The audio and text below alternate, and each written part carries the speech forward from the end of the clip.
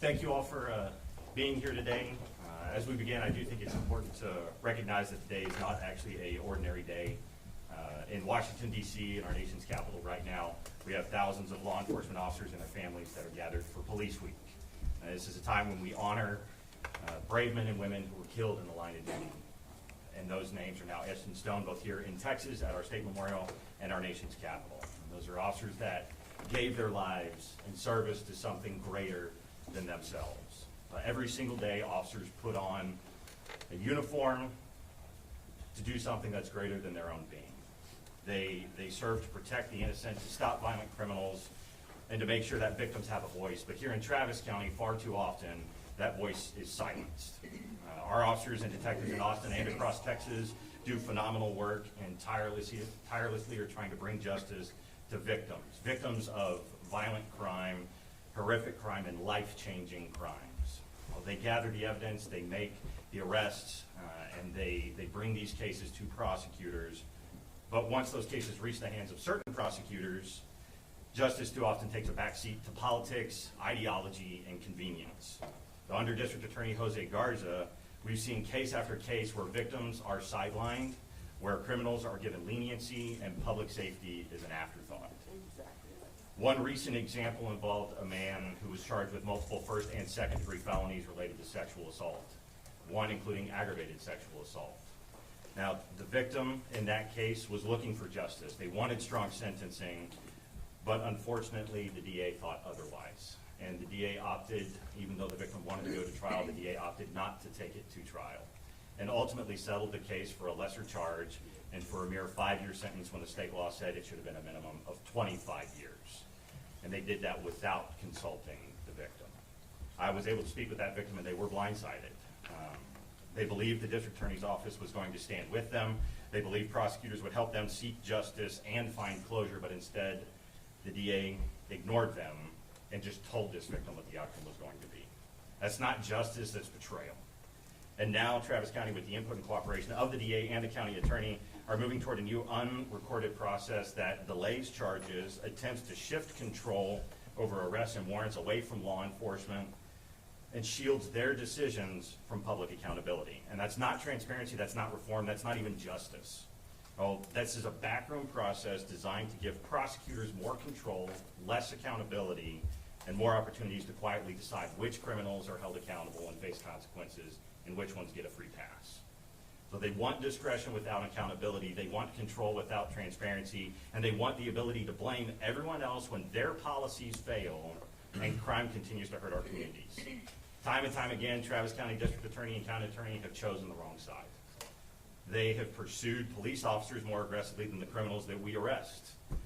And they have demoralized and gutted our department. But worst of all, they have sent a clear message to victims that your voice does not matter and that your pain matters less than their politics. Victims should never have to fight the criminal and fight the prosecutor too.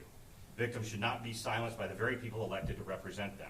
And victims should never be sacrificed to protect a political agenda that favors offenders over public safety. Fortunately, the fight has not gone unnoticed at the state level, and our leaders have acted. Just recently, the suspect accused of shooting and killing a Caldwell County Deputy Constable, Aaron Armstrong, was denied bail.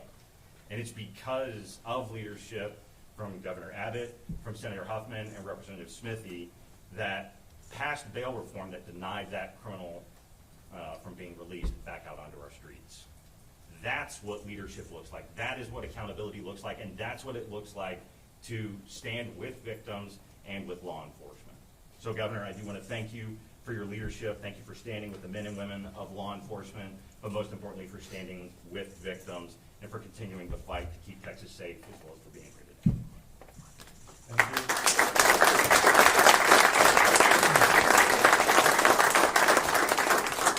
Well, thank you to Micah Bullock as well as the Austin Police Association. It could hardly be better articulated than what you just said.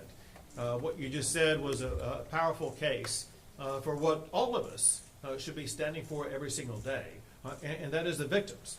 You know, so often in criminal justice matters, People look at what the law is, what the DA is doing, or what the courts are doing, and there's an inadequate focus on the people who've been harmed by this. People who themselves have been physically harmed and still survived, or people who lost a family member and are survivors on their own. And the reality is, I talked to these victims yesterday. I talk to victims like this almost every day. And they're angry about the current system and how the current system is failing them. And I'm here today to provide solutions that we are going to pass this next session to ensure that victims' rights are fought for and we have their back, and we are going to make our communities safer.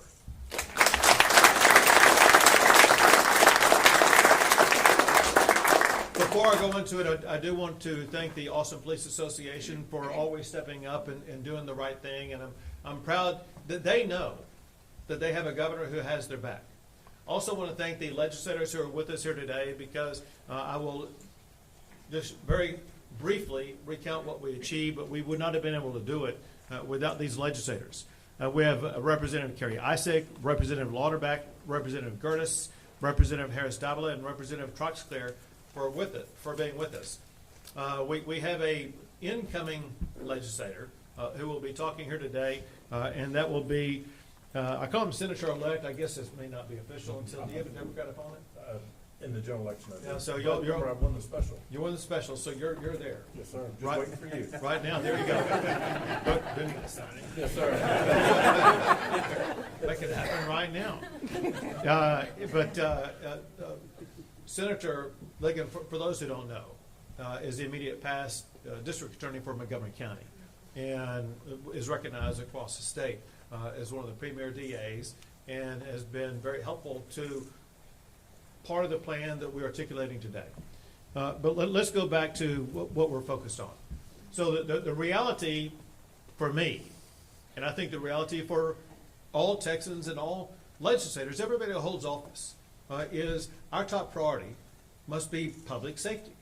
If we can secure communities and ensure that you can walk to the store, your kids can play in the neighborhood, you can drive around your community without being harmed, that is a success. And right now, that success does not exist to the extent that is necessary. And so I want you to know that I'm going to my office every single day to fight for victims, to deliver on public safety for our communities. And what this plan does is to focus on that. And our formula is very simple. We want to protect communities and prosecute criminals. It's a shame we have to even say that. Everyone should agree with that. But the state and local communities must live up to that standard, and that mantra must be repeated every single day, that our obligation is to protect our communities. And a part of protecting our communities is prosecuting those criminals, not setting them free to harm victims again. There are 4 steps I want to achieve to ensure we accomplish this goal. One of which was announced yesterday that I want to elaborate on here real quick. And that is a repeat offender task force. It may be obvious, but I want to emphasize that it's true that most violent crime is committed by repeat offenders. And so just mathematically, through probabilities, we're able to know who the likely offenders are going to be, because they've committed offenses in the past. Their data is in our database. We know who they are, where they are, what they're doing. And our job is to make sure we target them and go after them. What we did is we worked on a task force in Houston, working with local law enforcement at various levels, as well as federal law enforcement, as well as the Texas Department of Public Safety. And in a matter of a half a year, had tremendous success, arresting over 700 of these repeat offenders, many of whom were high threat offenders, many of whom were gang members. And among arrests and taking them off the street and putting them back behind bars where they belong, we also seized more than 200,000 doses of fentanyl, getting that fentanyl off the streets. And so this effort has led to making the city of Houston and the surrounding area far safer. Now that we have seen how it works, how successful it is, I instructed the Texas Department of Public Safety yesterday to expand that repeat offender task force to Austin, to San Antonio, to Dallas, to ensure that we're making all of our large communities across the state as safe as possible by getting the most dangerous criminals off the streets and putting them where they belong, which is behind bars. Second, this last session, with the help of legislators behind me, we did achieve transformative success in making Texas safer by reforming our bail laws to ensure that the most dangerous criminals are now going to remain behind bars after they've been arrested, as opposed to being released back out on the street. Y'all have seen some challenges in that regard in Travis County. I can emphasize what happened in Harris County. And this problem, by the way, is caused not by the DAs. This problem is caused by judges. We have some judges who think, well, criminals shouldn't be held behind bars. The fact of the matter is, there have been more than 200 people who were murdered by criminals who had been previously arrested for murder. They were arrested, taken to jail, and a judge would let them out on low bail or no bail, only to be released back on the streets and murder somebody else. That had to end.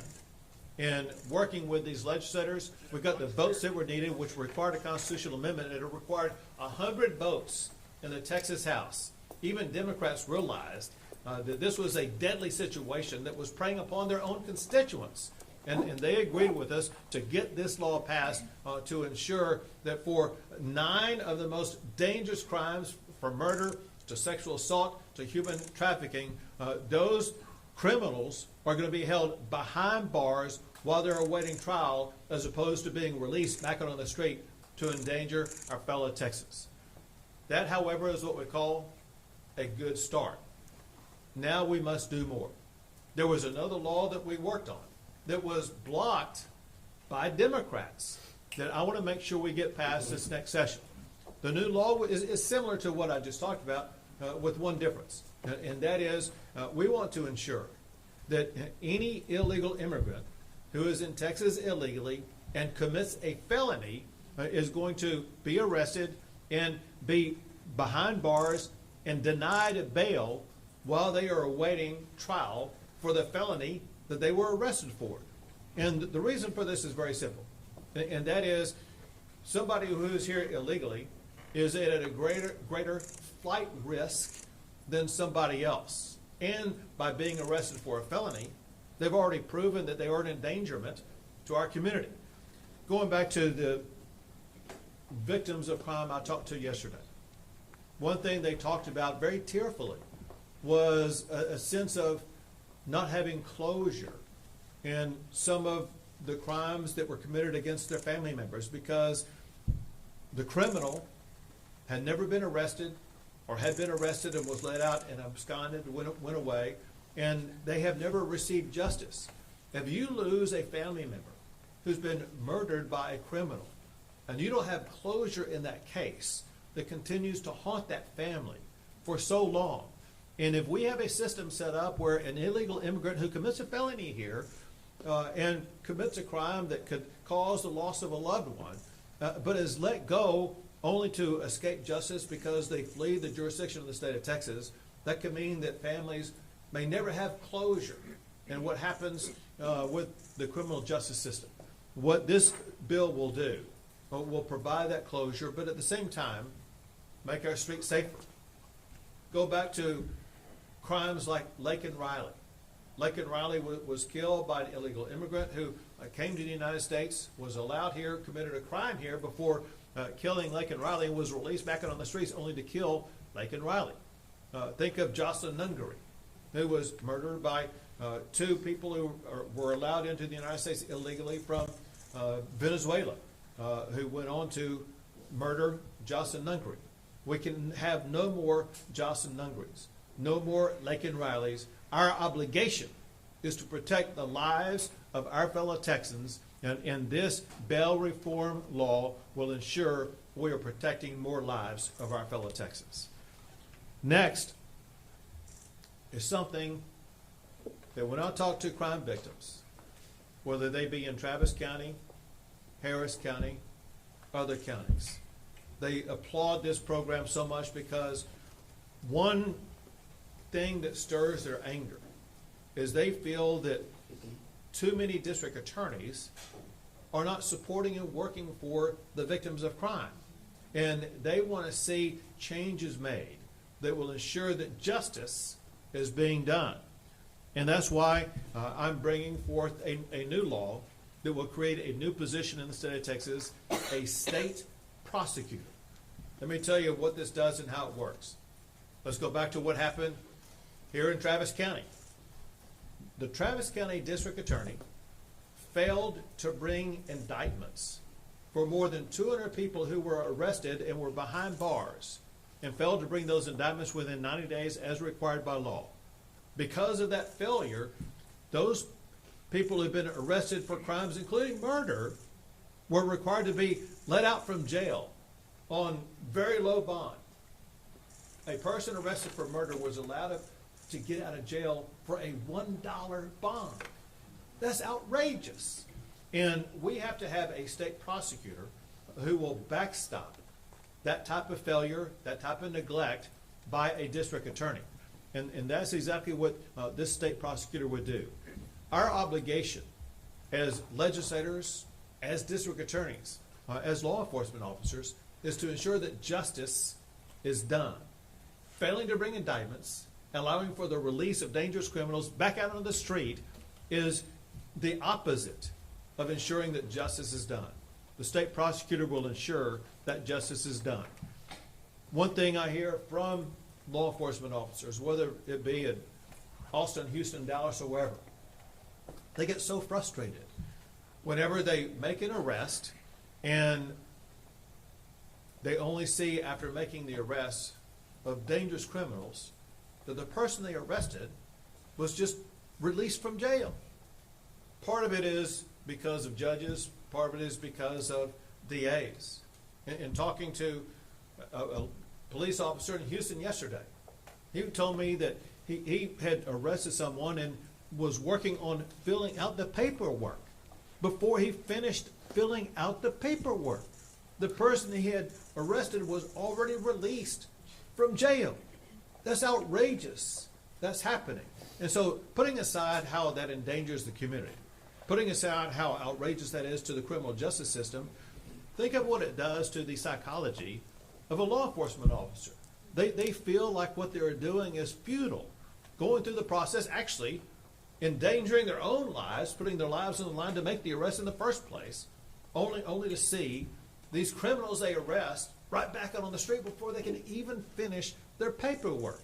We have to have prosecutors and judges who are not going to allow that to happen. And this state prosecutor is going to ensure that we have a backstop that will fulfill our obligation as a state to ensure that justice is done for every single victim. Something else with regard to district attorneys. There needs to be a sense of accountability. All of us who are in any type of office serving the state, we have to be accountable, not just to the voters, but we have to be accountable to others. It's called checks and balances. Checks and balances operate in every level of government. It applies to statewide elected officials. It applies to your local judges who are elected. There's only one elected officer for whom there is no check or balance, and that is district attorneys. Every statewide officer, every legislator, every district judge, they're subject to impeachment. The only elected official I'm aware of who is not subject to impeachment is a district attorney. Why are they excluded? They don't need to be excluded. They need to be added to the category of those who would be subject to impeachment. And let me front run an answer to a false argument that's going to be made. A false argument is going to be made, well, this is going to lead to political attacks on district attorneys who fail to do their job. If that were the case, if impeachments were used for political purposes to attack those they don't like, you would see impeachments taking place every year, every other year, whatever the case may be. I want you to know this. In the long and illustrious history of the state of Texas, there's been exactly 3 impeachments. Those 3 impeachments have taken place over the last 100 years. Paul Ferguson, 100 years ago, was impeached. He was a governor. There was a district judge impeached in 1975. And then the last impeachment that took place was of the current Attorney General. And so this isn't something that happens with great frequency. If the argument is, well, this is going to be used for political reasons, it's going to be a constant attack against district attorneys, to talk in lawyer terms, that argument has zero evidence supporting it. And that's a failed argument. And so this is something where it's just going to be a new tool to ensure that there will be a level of enhanced accountability for district attorneys across the state of Texas. Bottom line is all of these strategies must get passed. When these strategies get passed, we will achieve our goal to make sure as a state we are protecting our communities. We are prosecuting criminals, and we will be fulfilling our obligation to make Texas a safer place. Now, actually helping me on crafting the proposal for district attorneys is one of the most respected DAs, if not the most respected DA, in the state of Texas, and that is Brett Ligon, who now has resigned that position because he is now the Republican nominee for the Texas Senate. He's going to be the next Texas senator, and he will do a remarkable job in the Texas Senate in a lot of ways, but also working on this piece of legislation. It's great to have a former DA in the legislature who understands this, a district attorney who understands the pleas and the needs by the victims and is very responsive to the victim community. A law and order district attorney. He's a DA from Montgomery County. Now, I will tell you this, because I've heard this many times. Criminals in Harris County think, well, they don't have to worry about getting arrested because they know once they get arrested, they're just going to be released. They're going to be back on the street in no time at all. Montgomery County is right next to Harris County. And when a criminal gets arrested in Montgomery County, they say, oh my God, I thought I was in Harris County. Well, knowing they're in Montgomery County, they're stuck because they know they have judges and a district attorney who are going to hold them accountable. And so I'm very grateful for the legacy of service of Brett Ligon as a district attorney. I thank him for his help in crafting the legislation we're working on today, and I look forward to working with him as a senator in the Texas Senate. Brett Ligon. Governor, thank you so much.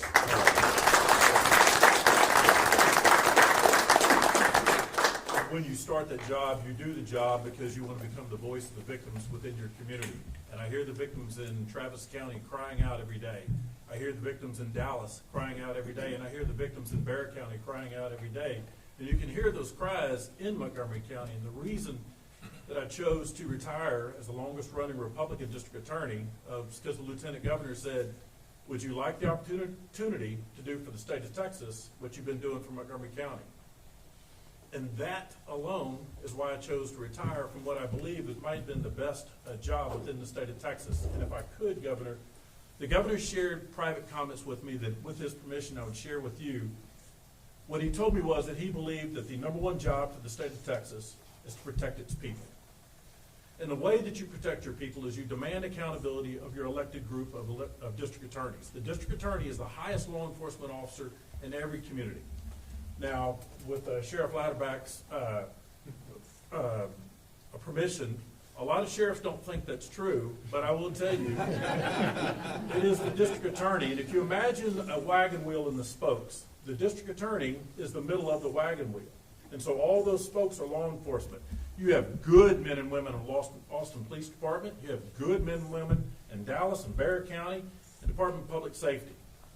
All the work that they do comes to naught. If the district attorney chooses not to file charges, no one can make the district attorney file charges. No one can tell the district attorney how to dispose of those charges unless it's the elected people. And so that type of accountability is exactly what the governor is talking about. And if you can't get accountability, then the governor's question was, how can I help? Every question that he had with me was, how can I help? The statewide prosecutor position that we talked about with the governor is specifically to address the lack of the district attorneys appropriately filing charges within 90 days. And this is the part that keeps me up at night, and this is the part I can't understand. And this is why I volunteered to run for this position, to say I will get under the hood of these DA's offices and I will tell you how this machinery works. Because the probable cause that Austin PD has to effectuate a warrant is the same probable cause that a judge has to sign the warrant. And so when those arrests are made and those people are brought to jail, probable cause exists. That is the same legal standard that it takes to get an indictment. That indictment is nothing more than a judicial determination of probable cause. That probable cause, because it is a warrant, it's not an on view, has already been predetermined at least twice before. There's an old saying that never ascribe to maliciousness what can be explained through neglect and through inability. So I leave you with this. There are only two ways to describe what's going on here in Travis County. It's absolutely ineffectual or it's intentional. And either way, it's going to stop. And so I am happy to stand behind the governor in regards to getting accountability. Justice delayed is justice denied. When people don't have the opportunity to have their cases heard, whether you're a victim or whether you're a survivor of a victim, that is the type of harm that does not heal. And there's a whole nother part. When you're taking the upper echelon investigative capabilities of a finite resource. I am the son of a retired and now deceased detective from Montgomery County. The resource that is your men and women in law enforcement is a finite resource. That resource of upper echelon investigators that are using their time for homicides is not being used for other crimes in this community. Those upper echelon investigators are not being utilized right now to stop your crimes against children. Those upper echelon investigative efforts right now are not being utilized to stop your human trafficking because they're spending their time on homicides. Montgomery County is the fourth fastest growing county in the United States. And today we're at 6 homicides, and Austin is at 26 this year. You can't compare those two, and yet the two jurisdictions are comparable. It's because we go after repeat offenders and habitual offenders. I will be attempting to introduce legislation that makes sure that judges and prosecutors are required to habitualize defendants when that's required, and that a judge will not have the ability to strip the habitualized status of a defendant. That way the juries in Travis County and across the state of Texas will have the opportunity to make sure that they take habitual offenders and they're looking at a minimum of 25 years to life. Governor, thank you for this opportunity, and I'm 100% in support. Thank you. Sir.